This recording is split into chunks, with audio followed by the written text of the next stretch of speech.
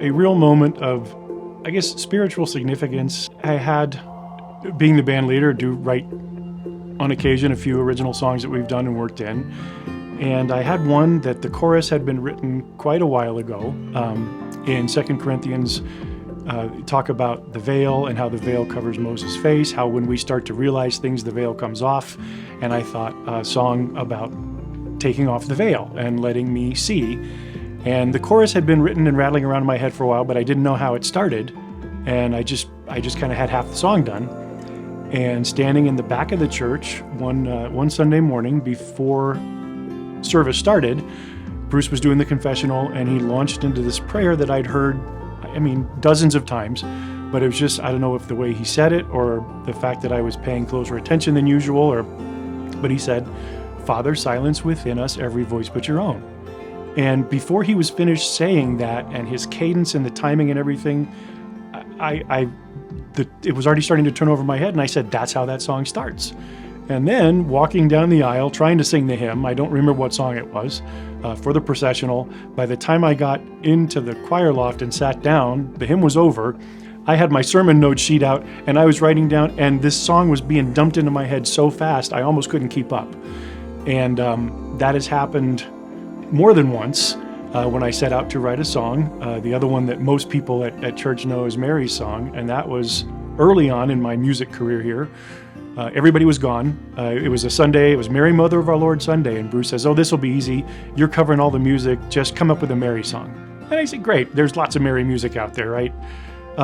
Yeah, if you're going to do the Magnificat or Christmas carols, there's lots of Mary songs out there. But this was Mary, Mother of our Lord Sunday. This was not into Christmas yet. This was the birth, before the birth of Christ. And I didn't know what to do. I couldn't find any music. And I thought, well, I'm going to have to write something. And I went to King James and found the story in Luke. And a phrase, as I'm reading through, as Mary's praying, she says, "And the proud he has cast down from the imaginations of their heart." And that just hooked me. And I said, wow, the imaginations of their heart.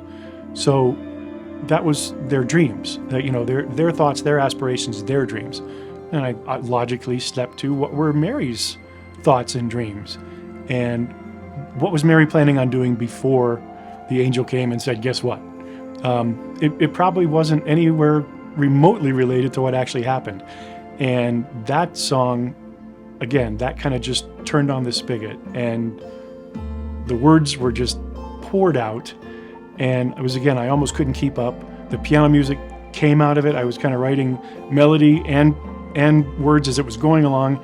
And I got to close to the end, and I looked back at some of the words, and I was crying. I said, I'm not this good.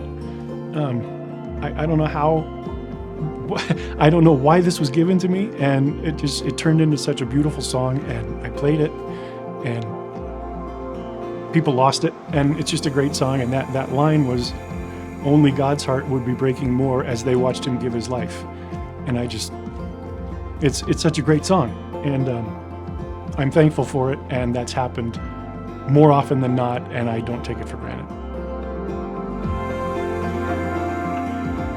I guess bigger picture, it's me, and music is the obvious avenue, but the illustration is that if you are open to it and you've got an open mind and a willing heart, God will find some way to use you. If you will bring it and offer it, he will use it.